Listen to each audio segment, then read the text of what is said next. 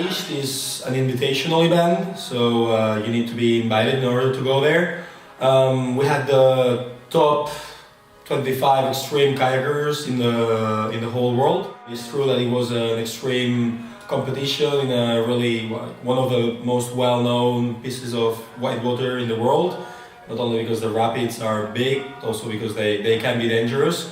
But lucky enough, we had a great crew of safety working for us in all the stages of the event, and in this sense they did a great job. And like anytime that something happened, they managed to put things back together and rescue whoever had to be rescued.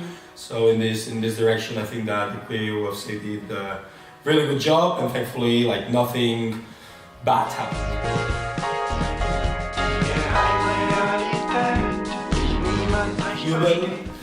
What happened there is that it is a huge wave, like one of the biggest waves that I've surfed, and that's not the only problem. This wave is in the middle of one of the biggest rapids in the river, and if you don't do well in the wave, then you get really fucked up, really beaten down in the ashtray, which is a really big hole, little bit like a huge whirlpool right behind the wave. And if you managed to dodge that one, there was still another one that you needed to dodge as well, called Bad Place, and as the name says, you don't want to end up there.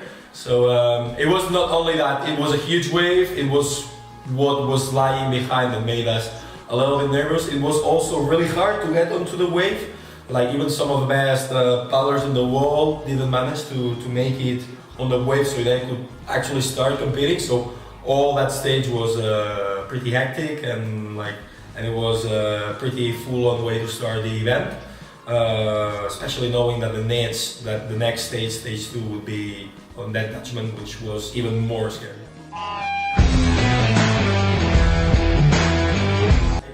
I kind of like the day before that event, there was a blackboard, and even if you had been invited to that event, you had to commit to put your name in that blackboard in order, so the organization knew that you were prepared to race, because like even those 25 top paddlers and 5 top female paddlers, not all of them were ready to race that rapid. So this really, I don't know, it felt a little bit, I don't know if you've seen Harry Potter and the Goblet of Fire. You had to put your name in the cup in order to be selected. You know, it was a little bit the same feeling. You know, you had to go there to the blackboard, write your name, and then you knew that you were good to go.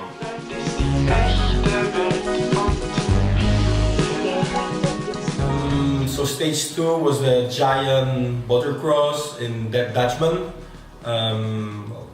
The name is not a figured one. It's actually what happened. Someone died there, so everyone was very, very scared about this rapid. Not only because it's huge, but also because we had to compete head to head with 5 more people, and it was pretty full on, because if someone crashes on you, especially if you were paddling with a carbon ball, maybe your ball was broken, and it was not a good idea to swim that rapid. Like one of the directions that the organizing team gave to us the day before the event was, okay, no matter what you do in this rapid, you cannot swim. It's not an option.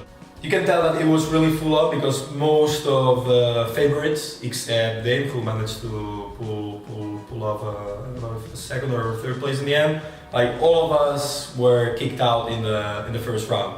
So it really means that it was not only about skill this time. I would say the rapid was so big that it was a little bit of luck involved. If you were in the right place where the current was leading you down, then you were good. But the problem is that in such big rapids, the currents change all the time. You can never be sure that you will be in the fastest part of the river. And in this sense, I already told you that a little bit of luck was involved, and this kind of this was one of the reasons why some of the favorites were knocked out in the first preliminary round.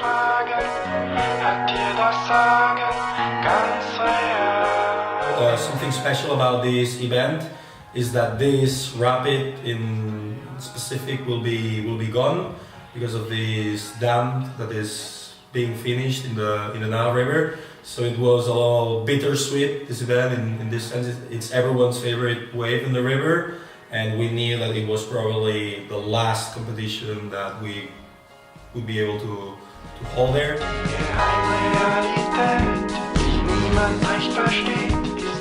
And I had a really bad start there again, but I managed to put myself together, started to overtake people, and in the end, from almost the very back of the race, I managed to make it to the third place, and yeah, it was good.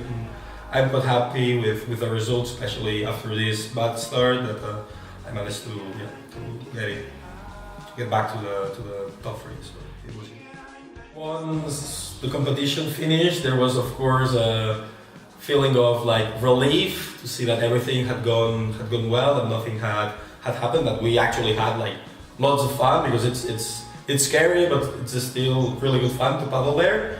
And yeah, this is a little bit what I was feeling when I was competing. Of course, the way back to the Nile River camp was always like more chilled. People were joking, commentating the best beatdowns of the day, who did well, who fucked up. We sang songs, like did karaoke, and it was really fun.